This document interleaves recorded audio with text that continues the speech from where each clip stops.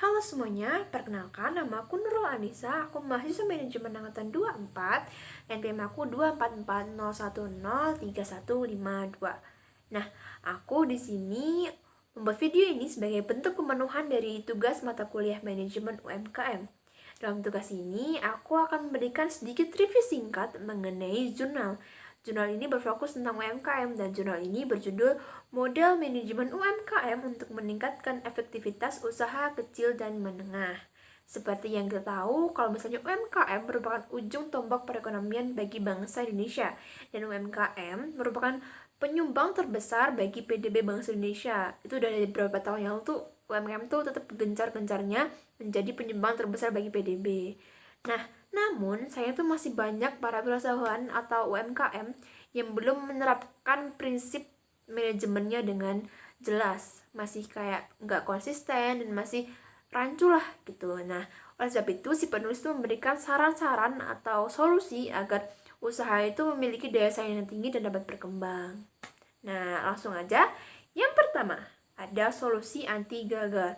Jadi, si penulis ini menerapkan dari dia tuh mengadopsi dari prinsip-prinsip atau 4 pilar utama yang udah diterapkan di perusahaan besar, yaitu ada manajemen sumber daya manusia, manajemen produksi, manajemen keuangan, dan manajemen pemasaran.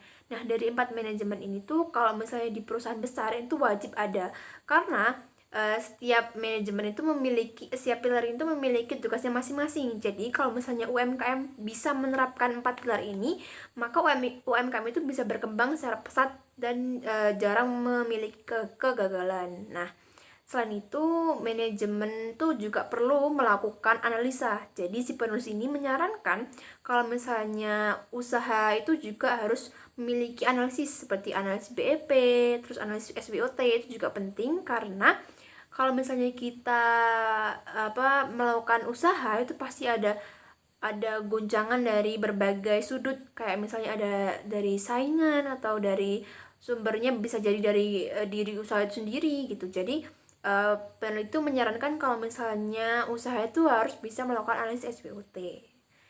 Yaitu ada strength, weakness, opportunity, sama threat.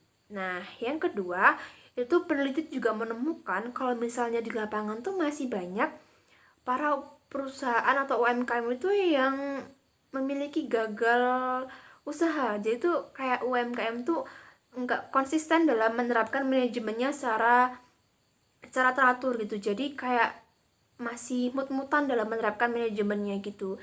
Jadi peneliti tuh kayak menemukan kalau misalnya sebenarnya itu masalah yang timbul itu kayak masalah itu aja, tapi tuh kalau misalnya masalah itu dibiarkan terus menerus, maka masalah itu bisa menyebabkan UMKM itu bangkrut. Oleh sebab itu peneliti itu kayak menyarankan kalau setiap UMKM itu harus telaten dan terampil dalam pencatatan, terkhusus dalam manajemen keuangan, karena banyak karena banyak para pelaku usaha itu yang enggak konsisten dalam penyataan. Jadi itu banyak yang masih mencampurkan antara uang pribadi dan uang usaha. Padahal itu kalau misalnya dicampurkan itu tuh nanti bakal berdampak besar, apalagi kalau misalnya dia mau meminjam uang dari bank. Karena kalau misalnya kita meminjam uang dari bank atau untuk uang usaha gitu, nah itu kita ditanyakan tentang pendapatan bersih, terus laba bersih, laba kotor, dan lain-lain kayak gitu. Nah, oleh sebab itu tuh kita perlu memisahkan antara uang perusahaan dan uang pribadi. Nah, peneliti juga menemukan kalau misalnya faktor terbesar tuh juga ada dari manajemen pemasarannya, karena banyak para UMKM yang masih menerapkan sistem titip jual. Padahal kalau misalnya titip jual itu seringkali terjadi kerugian.